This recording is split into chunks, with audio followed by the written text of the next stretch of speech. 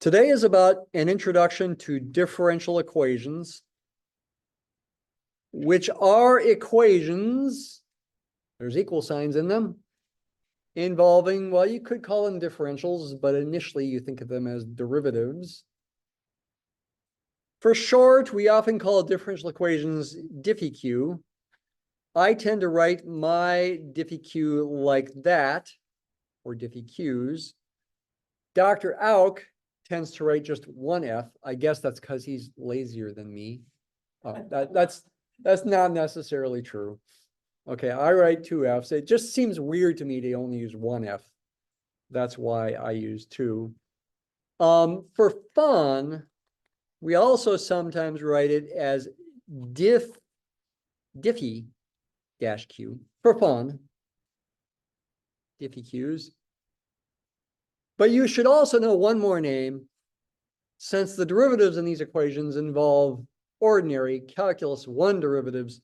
We also call it ODEs, O standing for ordinary differential equations, ODEs, to contrast it with another subject called PDEs, that stands for partial differential equations, that involve partial derivatives, meaning derivatives of functions of more than one variable.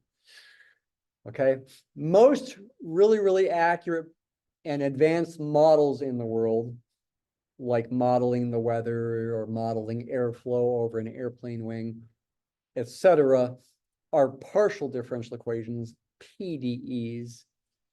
But you can't understand PDEs without understanding ODEs, ordinary differential equations, first.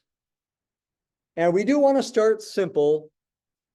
The simplest important example I can think of is a free fall model with no air resistance. Of course, in real life, there's almost always air resistance. This is idealized. You could say it's accurate inside a big vacuum chamber. You know, if you went into a vacuum chamber, and if you do go into a vacuum chamber, put a spacesuit on, please. Right? I don't want to see you die. You die if you just stepped into a vacuum chamber without a spacesuit on, because your blood would boil and maybe you would explode because of the lack of air pressure. So if you were in a vacuum chamber dressed in a spacesuit and you were holding a rock and a feather in both hands and you dropped them at the same time, they would both accelerate at 9.8 meters per second squared and hit the ground, the floor, at the same time. When you're not in a vacuum chamber, 99.9999% of your life, you hold the rock and the feather, and the rock obviously falls to the ground faster than the feather because air resistance is more significant with the feather. I would like to talk about the air resistance model, maybe Friday, maybe next Monday, but for today, we keep it simple and no air resistance. We've got a mass, maybe it's a ball instead of a rock. We're only thinking about the force due to gravity, F sub grav, if you like, pointing straight downward. If you do consider air resistance, the air resistance force is in the opposite direction of the motion. So if it's falling, air resistance points upward. If it's moving upward, then air resistance points downward. It's always in the opposite direction as the motion, the opposite sign as the velocity. Or say upward is the positive distance direction, height. Upward motion, like if I take a ball and throw it upwards, upward motion is positive velocity. When it reaches the maximum height at the peak, for that moment in time, the velocity is 0. Then it starts moving downward. It has a negative velocity in that case. Taking that sign into account, the force due to gravity points downward. You'd give it a minus sign, minus mg. Be good to think about units. The mass is in kilograms. G is the acceleration due to gravity near the surface of the Earth, meters per second squared. Technically, the force has units that you could describe as kilograms times meters per second squared, but there is a simpler version of that. We say newtons. Newtons is equivalent to meters times, or kilograms times meters per second squared. Mass times acceleration, if you like. That is the force due to gravity near the surface of the Earth. If you're on top of a mountain, by the way, it's not 9.8, it might be 9.7. It is affected by how far you are from the surface of the Earth. If you're in an airplane, way up there, by the way, most airplanes cruise at 30 to 40,000 feet. My wife and I went to Hawaii for the first time a year ago. And when we were coming back, I was looking at the monitor in the airplane and it was saying we were at 50,000 feet. Whoa, way up there. It also said the outside air temperature was 80 below zero. It's amazing the fuel doesn't freeze. Okay, G is affected by where you are. It's also different on the moon, of course. On the moon, I think it might be like 1.9 or something. Anyway, how do we relate this to differential equation? We use Newton's second law.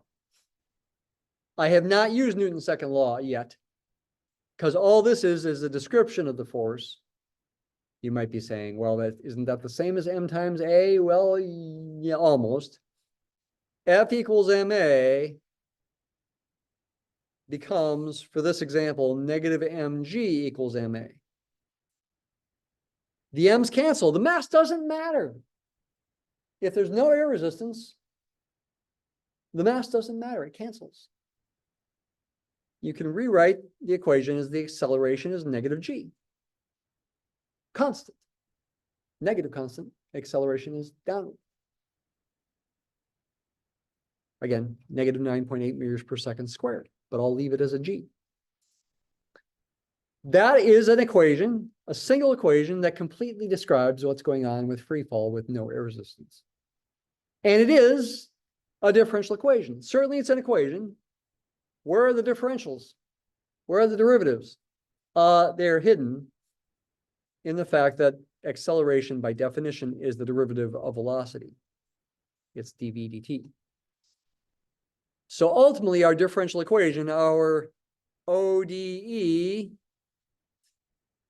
is dv dt equals negative g.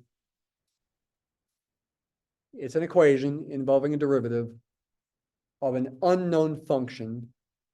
V is an unknown function of time, t. The velocity is an unknown function of time.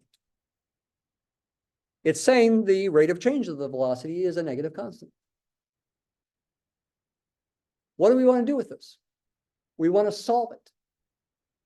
And that does include in the more complicated model where air resistance is included. You'd like to solve it, but it's harder in that example. This example is pretty easy. All we have to do to solve it is say, I guess I just got to integrate. I'm looking for a function whose derivative with respect to t is always that constant. I'm looking for an antiderivative of that constant as a function of t. Do the integral. It's easy. Negative t gt plus c, where c is an arbitrary constant. G is a specific constant, or you could call it fixed constant. A specific constant, also called a parameter, though I should warn you that this use of parameter is different than the use of parameter with parametric equations and parametric curves, where time t is the parameter there. This is different. It's a different use of the word parameter. C is an arbitrary constant. It can be anything. The G there, the specific constant there, needs to match the G there. The C can be anything.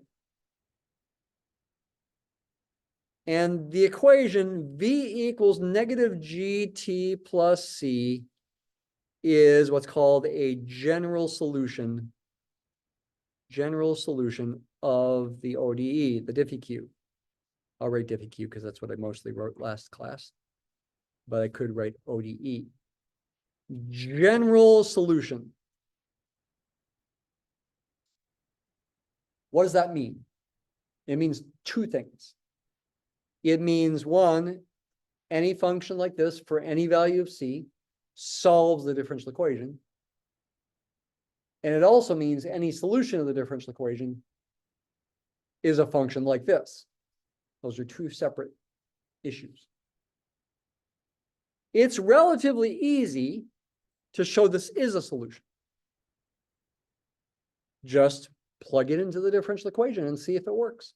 Meaning, plug it into the left-hand side, differentiate it, simplify, plug it into the right-hand side. How do you do that? Well, there's not much to do because that's always a constant in this example. But for this example, we're going to check it here. The left-hand side, LHS stands for left-hand side, is dv dt. I have to differentiate this function. Well, that's easy. It's a linear function. Its derivative is the coefficient of t, negative g, for all t. You don't see a t there, that's because the derivative is a constant.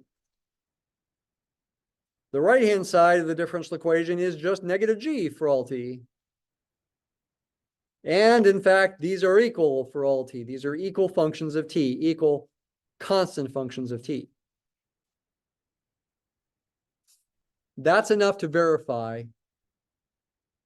that any function like this, no matter what c is, c can be anything, solves the differential equation. Which makes an important conceptual point that there are infinitely many solutions of the differential equation. And to tell you the truth, I can't think of a differential equation example where that's not true. I've never encountered one. Every differential equation I have ever seen has infinitely many solutions. That's infinitely many functions. As opposed to algebra equations, like say x squared equals 9, which usually have a finite number of solutions. If x squared is 9, the solutions are x is plus or minus 3. That has 2 solutions. There are algebra equations with infinitely many solutions. For example, sine of x equaling 0 has infinitely many solutions. X is any integer multiple of pi. N equals 0, plus or minus 1, plus or minus 2, etc. There are infinitely many solutions of that algebra equation, but most, you might say, algebra equations that you encounter on homework and tests have finitely many solutions. But differential equations, I cannot think of an example that doesn't have infinitely many solutions. There's almost always, in every example you encounter, an arbitrary constant.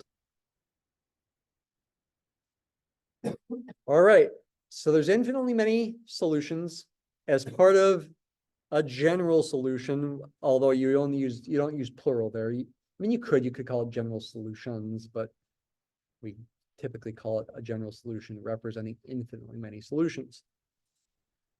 However, if you add an initial condition, in this case, an initial velocity, then, and I hope this makes intuitive sense, there is only going to be one answer. If I take a ball and throw it straight up with an initial positive upward velocity of, say, 30 meters per second, it's going to travel, if I'm in a vacuum chamber, according to this model in a very precise way and no other way. Unless a gorilla comes through and, oh, okay, eats the ball. No. Okay, nobody's coming in the vacuum chamber. It's just one function representing the velocity. What's your initial condition? Well, it depends on the situation. Am I throwing it up with 30 meters per second upward, or down at 30 meters per second? Crank it down toward the ground, or maybe I'm holding it and I drop it from rest. V sub 0, the initial velocity would be 0 in that case. We want to allow for a fixed but unspecified initial velocity. V sub zero, or I prefer saying V naught. Not as in naughty. This is fun. Not as in naughty, but not as in zero. V sub zero, or V naught for short. Do not say V not, V naught. Okay. Initial velocity. That's a specific constant as well. You could call it a parameter as well. If we've got that specific number, which could be 30 if I throw it upwards, or negative 30 if I throw it downwards, or 0 if I let it go from rest, then I've got a specific number I can solve for C. I can find one function that solves both the differential equation and the initial condition. This is called an initial condition. Together, the differential equation and initial condition form what's called an initial value problem. The IVP is a system of equations. The differential equation, dy dt or dv dt equals negative g plus the initial condition, v of 0 equals v naught. A particular or unique solution of that initial value problem is v equals what? I got to figure out what the c is. Go back up here, use your general solution. Plug in t equals 0, v equals v naught, and solve for c. I'll do that down here. This is negative g times 0 plus c, which equals c. So c equals v naught. Negative gt plus v naught. That's a particularly unique solution of the initial value problem, IVP. G is a specific constant. V naught is a specific constant. Two specific parameters. This represents one function. It solves the differential equation for the same reason that this one does up here. When you simplify the left and right-hand sides upon substitution, you get equality for all t. And it satisfies this initial condition. If you plug in t equals 0, you get v naught. What do the graphs of these things look like? These solutions. Take a look at the formula. They're linear functions. T is the independent variable. These other two things are constants. V is the dependent variable. You graph v as a function of t. They'd be straight lines with a slope of negative g and a vertical intercept of v naught. If v naught is positive, it would be a graph that looks like this. And yes, you would in general want to do what I'm doing here and graph it even after it crosses the t-axis. I mean, you graph it until it hits the ground and then the model's no longer valid. But if I give v naught, make it be a positive upward initial velocity, then initially the velocity is positive, though decreasing towards 0, it's slowing down. It reaches the peak, the high point, when the velocity is 0 at that moment in time. And then the velocity becomes negative. It's moving downward and getting more and more negative. It's moving faster and faster. The slope of this is always negative g. The formula for the function, again, is v equals negative gt plus v naught. You can use this equation to solve problems now. One example of a problem that you can solve is to figure out the moment in time when the velocity is 0. when the ball reaches its highest point. To find this unknown moment in time, set the velocity equal to 0 and solve for t. Set v equal to 0 and solve for t. You'll get 0 equals negative gt plus v naught. So gt equals v naught. So t is v naught over g.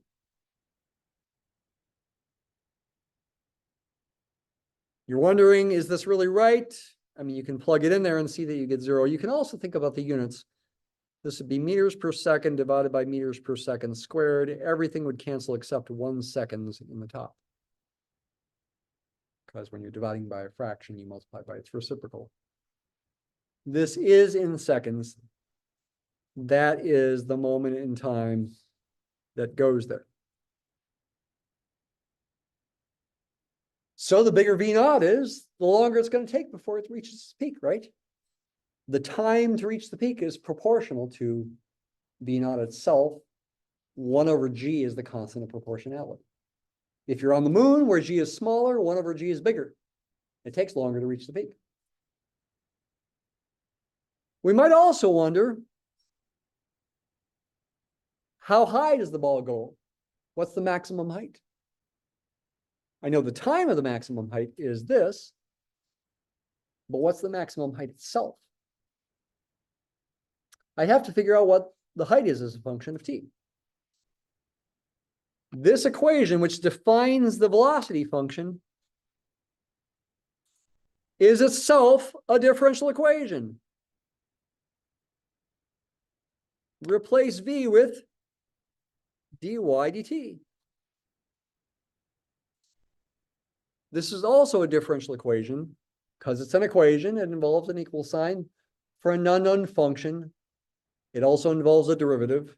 Thus, it's a differential equation. You know, derivative and differential are almost the same meaning. I'm looking for a function of t. Y is a function of t whose derivative with respect to t is always negative gt plus v naught. Well, I guess I got to integrate again. Y must be the integral of negative gt plus v naught. Do that integral. Y is going to be negative 1/2 gt squared plus v naught t plus another arbitrary constant of integration. That thing is a general solution of the differential equation, where c is arbitrary. Any value of c will make this a solution. Furthermore, any solution of the differential equation can be put in this form. I remind you once again, g and v naught are particular constants. Pretend they're particular numbers, like, well, 9.8 for g and 30, say, for v naught. C is arbitrary. It can be anything. As before, if I make it an initial value problem, IVP stands for initial value problem. dy dt equals negative gt plus v naught. Y of 0 equals y naught. Why not? No. Why not? Why not? Okay. Yeah, that's our notation for the initial height. That's going to imply, what about c? Y naught will be negative 1/2 times g times 0 squared plus v naught times 0 plus c. Using that there, which all simplifies to c. C does equal y naught here. Just like in the previous one, c was v naught. It doesn't always happen. I will show you an example where c is not the same as the initial condition. But it is happening here. So, particular, unique solution of the IVP is y equals -1/2 gt squared plus v naught t plus y naught. What does the graph of this look like? Y is a function of t. Well, this is a quadratic function of t squared there, with a coefficient that's negative. If g is 9.8, then the coefficient here is -4.9. So it's a parabola opening downward. Its y-intercept, plug in t equals 0, will be at y naught, just like how we found y naught. And if v naught is positive, it'll have a positive initial slope. If you think about this as a finite Taylor series for this polynomial, the coefficient of the variable to the first power is f prime. The slope at t equals 0. It's going to have a positive initial slope and be something about like this. We already just figured out it reaches the maximum height at v naught over g. So the maximum height itself can be found by plugging that number into the function. Again, y naught is the initial height. So, for example, if we wanted to find that maximum height, question mark equals max height, assuming v naught is positive, can be found by plugging v naught over g into this function. Now I'm doing something a little weird here. This is not a multiplication. This is not y times v naught over g. It's y of v naught over g. I'm abusing notation, just like we did with the complex analysis stuff when I wrote u equals u of xy and v equals v of xy. The u and the v were both variables and function names. I'm doing the same thing here. So far, y has been a variable name, but now by writing this, I'm using function notation. That's function notation. You might say it'd be better to use a different letter for the function name. I'm going to resist doing that at the moment, partially out of tradition. Traditionally, people don't bother with a function name. Partially because I'm going to use the letter F for something else in a minute. Plug that into the function, plug it into here in place of t. -1/2 g times t squared is this thing squared, which will be v naught squared over g squared, plus v naught times that thing, plus y naught. That is the maximum height, but we can simplify it. The g's cancel, one of the g's in the bottom there. If I get a common denominator of 2g, then the numerator is a -v naught squared, plus with this one, it'll be a 2v naught squared because I had to multiply the top and the bottom of that fraction by 2 to get a 2 down there. And then with this one, I also need to multiply the top and the bottom by 2g. So I get 2g y naught. Can simplify this a tiny bit to v naught squared minus 2g y naught over 2g. That is the maximum height. Are the units right? Is this in meters? The numerator of the fraction is in meters squared per second squared because it's a squared velocity effectively. And the denominator has units of meters per second squared because it's an acceleration. This simplifies all to meters. So it is a position in meters. Take a step back before we do the next example and think about what went on here for both examples and realize that, yes, v naught is a specific number here for a specific problem, but different v naughts do produce different answers, different functions with different graphs. There's a generic picture when v naught is positive. Realize, though, that I could draw any line with the same slope of -g and it will be another solution. Likewise with this one,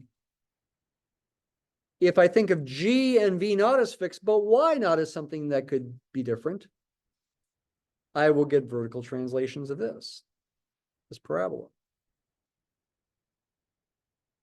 These differential equations have infinitely many solutions that are all vertical translations of each other. Why? That's because these differential equations are simple enough that they can be written in the form dy dt equals some function of t. And here's where I'm going to use the letter f.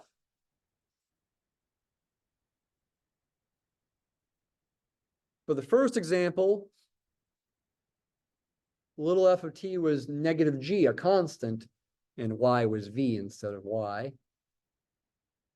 For the second example, little f of t was negative gt plus v naught. But in both cases, they can be thought of as functions of t. I call this a pure antiderivative problem. And if I'm giving it a name, that must mean there are differential equations that are not pure antiderivative problems. And yes, there are. In fact, pure antiderivative problems like this, while they can have important applications like free fall, are not the most interesting kind of differential equations. It's also called first order because it involves a first derivative. First order. There are second order differential equations that involve second derivatives. In fact, the original differential equation, that one right there, could have been written as a second order differential equation. The second derivative of y with respect to t twice equals negative g. We could have written it as a second order equation instead of a first order equation. First order, how do you solve first order differential equations in general? You just integrate. Y is an antiderivative of little f of t. Imagine doing the integral. Maybe the integral is easy, maybe it's hard, but imagine doing it. You get some function, call it capital F of t, very suggestively capital F. It's an antiderivative of little f. Plus an arbitrary constant of integration, c, that I will put outside of the f of t. I mean, I could have thought of it as being part of capital F of t, but let's imagine capital F is some specific antiderivative and allow myself any antiderivative by putting a plus c there. The equality between these two things is a general solution of the Diffie cube. Do notice that if I add an initial condition, y of 0 equals y naught, or y naught equals y of 0, that c is not necessarily equal to y naught. You're going to get capital F of 0 plus c, where capital F of 0 is not necessarily 0. In this setting, this would mean c is y naught minus capital F of 0. Oops. Let me rewrite that. C is y naught minus capital F of 0. And that's not necessarily equal to y naught. As an example of that real quick, if dy dt is, say, sine t, and y of 0 equals, say, 3, that's my initial value problem. I'm going to get, when I solve the differential equation, y equals the integral of sine t. Careful, that's negative cosine of t plus c. If I add the initial condition in here, cosine of 0 is 1. So negative cosine of 0 is negative 1. Add 1 to both sides, c is 4, not 3. It's not the same as the initial value. The solution of IBP is y equals negative cosine of t plus 4, not plus 3. But this does have value of 3 when t is 0, because negative cosine of 0 is -1. -1 plus 4 is 3. So again, there are these pure antiderivative problems. What's the most important example of a differential equation that's not a pure antiderivative problem? We do that next. So we did a free fall model. Now let's do population growth. Let y be the population, of, say, bunnies in a certain area like my backyard, which I saw a couple bunnies in my backyard the other day. If it's a big enough space, maybe you want the units to be not number of bunnies, but thousands of bunnies. Thousands of bunnies as the unit. The bunny population depends on time. What probably happens to it? It probably goes up. It grows. This is a function of t, function of time t. You can use any units you want. Years is a pretty natural thing to use. Probably not seconds. Bunnies reproduce pretty quickly. Maybe you want it to be months. Say in months. That's an arrow there. Say in months. How do we model the bunny population? First thing to say is you actually don't have to use differential equations, though it is informative to do so. You can do this kind of problem without even using calculus, in fact. You can go back to pre-calc and say, I want an exponential growth model. If, for example, you know the bunny population grows by 10% every month, 10% every month, then using 1.1 to the t power would be a good model. Something in front of the 1.1 to the t would need to be there, representing the initial population. But that would be fine. We can relate it to calculus by relating it to the number e and a continuous growth rate. We can also relate it to differential equations and generalize our model by using differential equations in the following way. Assume that the rate of change, rate of growth, I'll call it, is proportional to the population itself. You know, the more bunnies you got, the more opportunities for bunny hanky-panky to go on, the more babies are going to be born, right? Bunny babies every month. You double the population, you're probably going to double the number of babies in the given month. You triple the population, you're going to triple the number of babies in the given month. Is that exactly right? No, it's an approximation, but it seems reasonable. Of course, bunnies do die, and you got to take that into account. Of course, they might run out of food. To be more realistic, you might have to take that into account. But to keep things simple initially, assume this is true. What's the rate of growth? It is dy dt, the derivative. What's the population itself? It's y itself. Instead of calling it a rate of growth, I could have said a rate of change, and that would be a derivative too. But we are sort of in the back of our mind imagining growth, so I can still call it a rate of growth.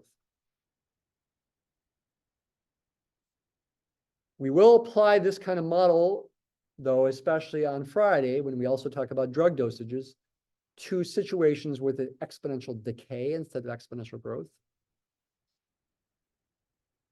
Like drug in your body decays exponentially over time. Another example is radioactive decay. Another example is car depreciation. Actually, when you drive the car off the lot, instantly it goes down in value by like $2,000. It's no longer a new car, it's a used car, even though you just drove it off the lot 1 second ago.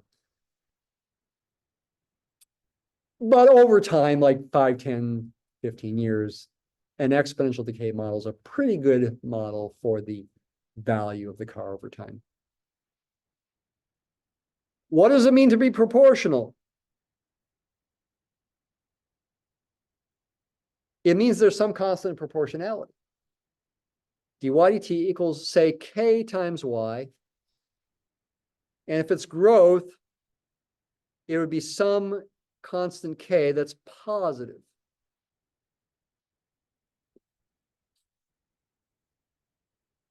You don't know what the constant k is. It's probably different for bunnies than it is for grasshoppers. Grasshoppers might reproduce even faster than bunnies. The bigger k is, the faster the reproduction is. On the other hand, if you've got, like, I don't know, elephants or something, or they have a baby every 3 years, I don't know for sure. K would be small. So k depends on the particular animal that you're looking at. It's a constant. You could say it's a specific constant for a specific animal, a parameter, if you like. What do we want to do? Same thing as with the free fall. We want to solve the differential equation.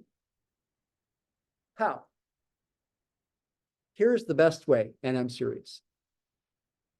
Guess. Really? Yeah, guess. For a simple differential equation like this, the best way to solve it is to guess. How? How do you guess? What's a good guess? What's a bad guess? You want to imagine the differential equation to be talking to you. It's a talkative differential equation. If it's talking, what is it saying? It's saying, find me a function, or maybe infinitely many functions, whose derivatives are always k times themselves. Find me a function, or all functions, whose derivatives are k times themselves. What function has a derivative that's proportional to itself? Not cosine, its derivative is negative sine. Not sine, its derivative is cosine. Not t squared, its derivative is 2t, not constant times t squared. E to some power times t. Exponential. Guess y equals, where should I put my arbitrary constant?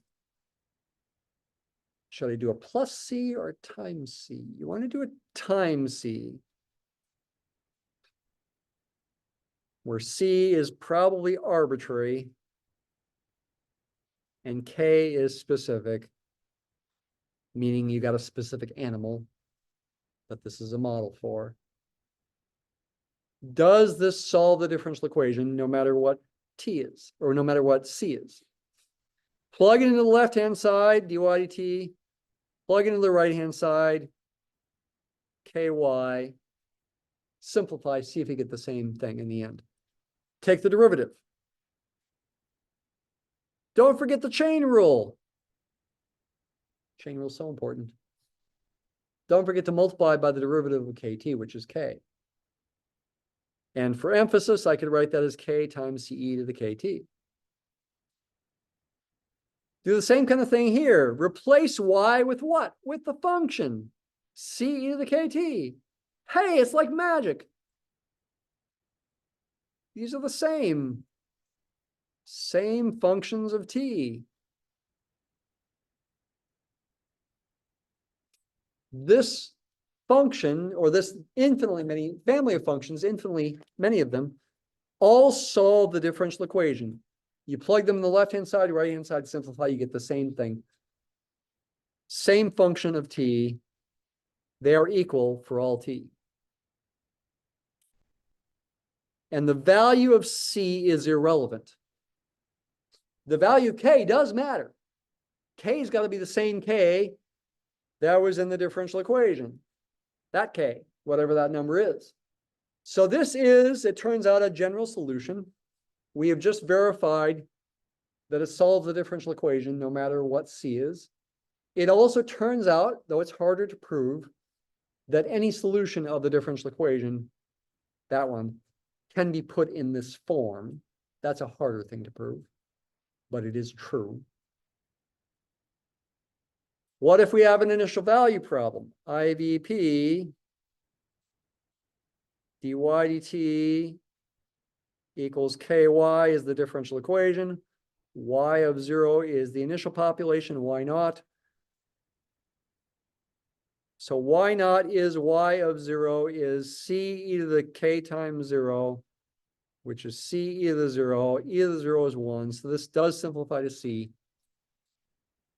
C does happen to be the initial value.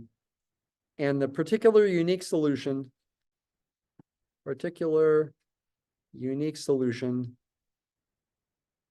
of the IVP is this one function, y equals y naught e to the kt, which once again you could have guessed even when you were in pre-calculus.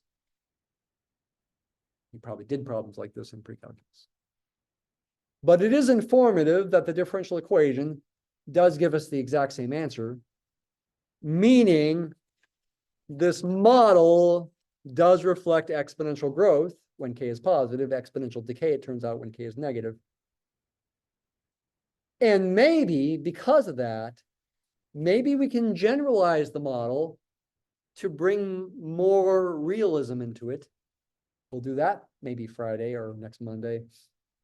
Like limits on growth, a limited environment with a limited amount of food.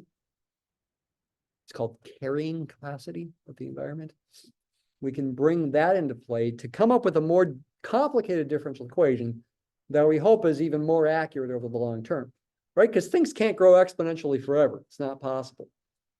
Populations, at least. So this is usually only a good model in the short term. What do the graphs of these things look like? Y is a function of t. K is positive. They're going to be exponential growth. They're going to look like this. Vertical intercept at y naught. Increasing and concave up everywhere. The bigger K is, the faster the growth gets in the long run. Smaller K corresponds to slower growth. But as long as K is positive, it is still exponential growth, which will in the end, in the long run, beat out any polynomial. It's called dominance. You learned about that in Calc 1. The differential equation we were thinking about here had the form dy dt was ky, in other words, some function of y, not t. Direct integration doesn't work. I can't integrate little f of y to find y because it involves y. It's called an autonomous equation, an autonomous differential equation, or for short, I'll write ODE. Autonomous, the word autonomous means independent, like an autonomous vehicle is self-driving, say. Independent. What is it independent of? Independent of t on the right side. It's like a law that doesn't change over time. Autonomous ODE. And if we try to solve the autonomous ODE, we again can't solve by direct integration. What we could try, though, is we could try what's called separation of variables. Convenient fiction alert. Pretend this is a fraction, dy divided by dt, and try to bring the dt to the right side by multiplying both sides by dt, and bring all the y's to the left side by dividing both sides by f of y, and rewriting the equation as dy over f of y equals dt. And there, dy and dt are differentials, thus differential equations. Infinitesimals are sometimes called differentials. I have separated variables. Separate variables. This is the content in section 11.4. And when you see an equation like this, there should well up in your soul an urge to integrate both sides. Oh, feels better. And this is an urge that usually you should give into. Okay, and the right side is easy to integrate, giving me t plus c, or maybe I want to call it c1 because maybe after integrating this side to get some function, I probably should not call it capital F of y, call it capital G of y. In solving for y in the equality of these things, maybe I can rearrange and get another arbitrary constant in another form, in a sense. And I will show you an example of that in a second here. So I want to algebraically solve for y here. By the way, this separation of variables can be justified without talking about infinitesimals.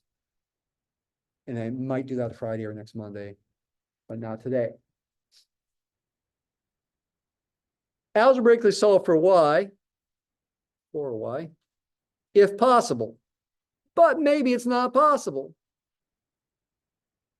If it's not possible to solve for y, it's still an equation that might be useful. It's called an implicit equation for y, which you could differentiate using implicit differentiation. And if you did so, you would effectively get the original differential equation.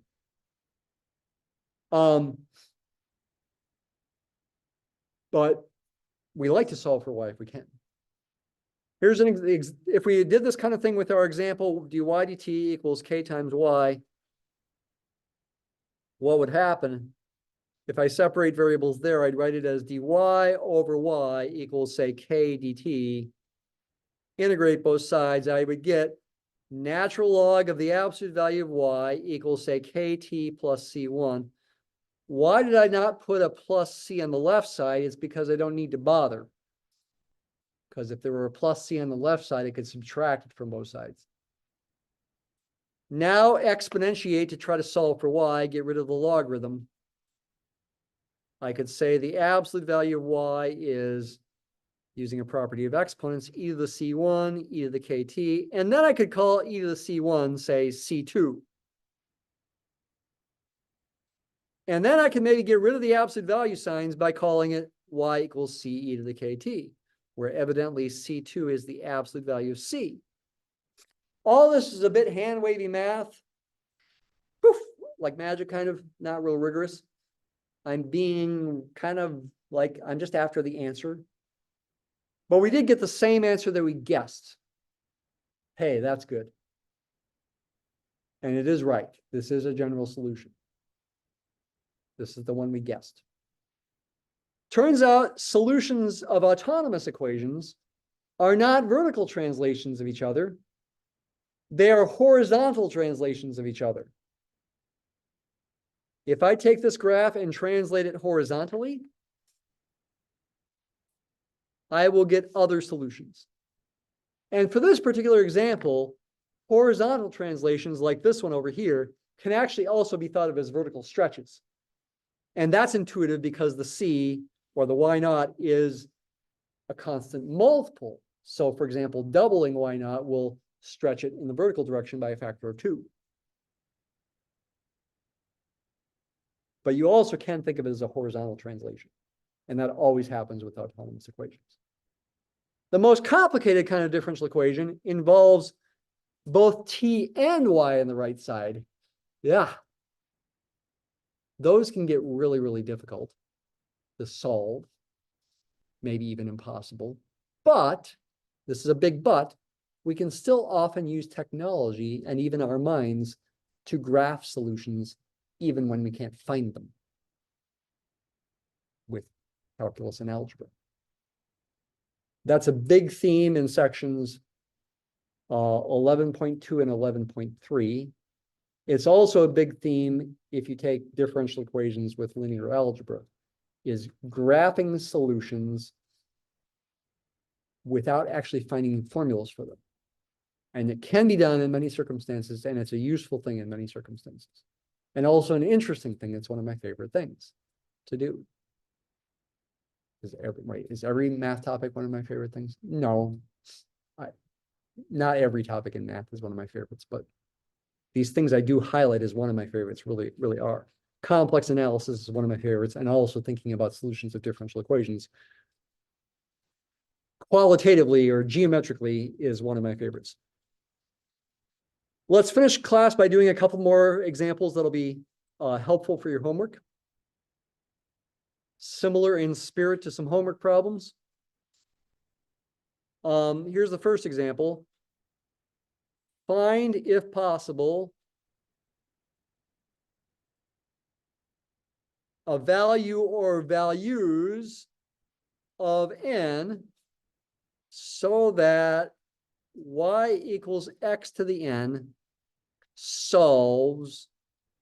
satisfies the differential equation. And the differential equation is written in kind of a strange form. X times dy dx minus 3y equals 0.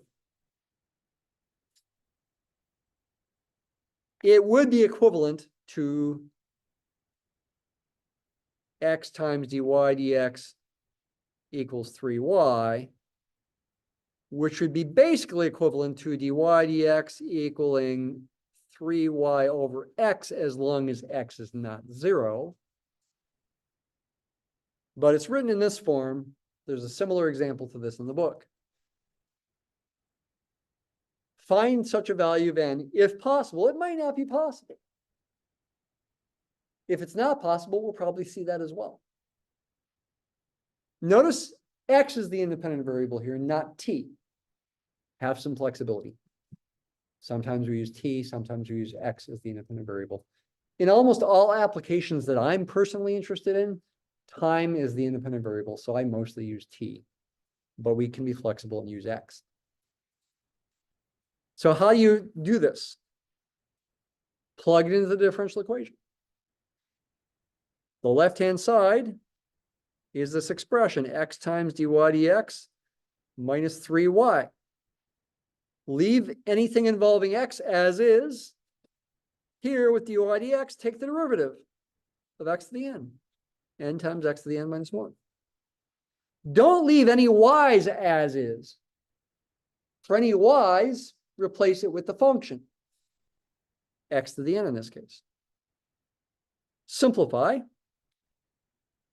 This is n times x to the n minus 3 times x to the n, which also can be combined into one term effectively, n minus 3 times x to the n. What's the right-hand side of the differential equation? Just 0, no matter what x is. So I'm wondering, can I set this equal to 0 and make it true for all x, no matter what x is? Is there a value of n that I can choose where that will happen? Yes. N equals 3 and nothing else. X to the n as a function is not always 0. It's only 0 when x is 0. But if I got this coefficient n minus 3 times x to the n, that will always be 0 as long as n minus 3 is always 0. Well, n is a specific number, so I shouldn't put the word always in there. It's 0 for all x if n minus 3 is 0, which means n is 3. And the logic reverses. If n is 3, this will be equal to 0 no matter what x is. And it'll solve the differential equation.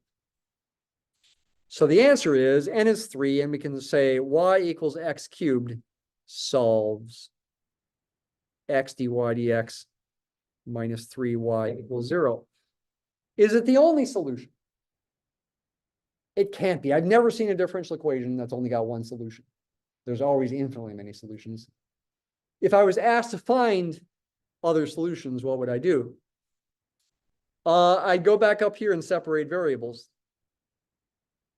Should we try it? Let's go ahead and try it. dy dx equals 3y over x. Separating variables means get all the x's on one side and all the y's on the other. The d's just have to stay there wherever they are, next to the y or next to the x. I could write it as dy over y equals 3 dx over x. If I divide both sides by y and quote unquote multiply both sides by dx. Integrate both sides. ln of the absolute value of y equals 3 ln of the absolute value of x plus c1. Can I solve for y? Exponentiate, get rid of the logarithm on that side at least.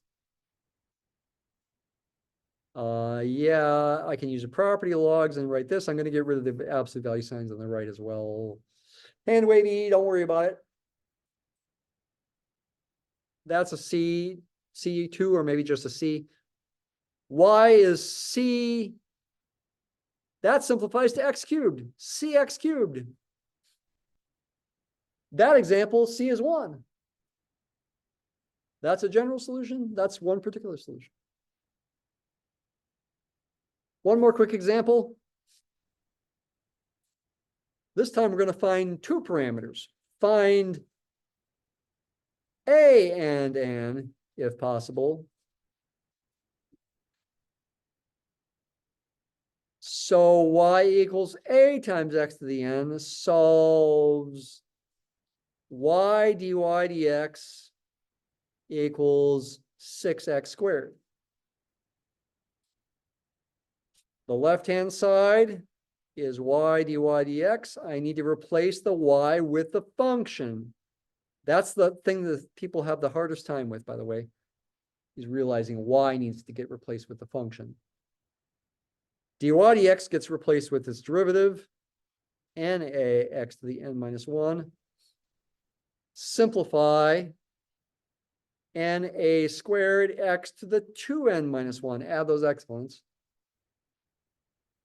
And the right-hand side is 6x squared, no matter what x is. There's nothing to do there. Set these equal to each other for all x. Can I choose a value of n and a that will make those equal for all x? If I can choose such a value of n and a, certainly 2n minus 1 would have to be 2. Those exponents would have to be the same, which means 2n is 3, which means n is 3 halves. If this is possible, n has to be 3 halves. If I use n equal to 3 halves, can I find a? Yes, set na squared equal to 6. 3 halves, a squared equals 6. So a squared is 6 times 2/3, which is 4.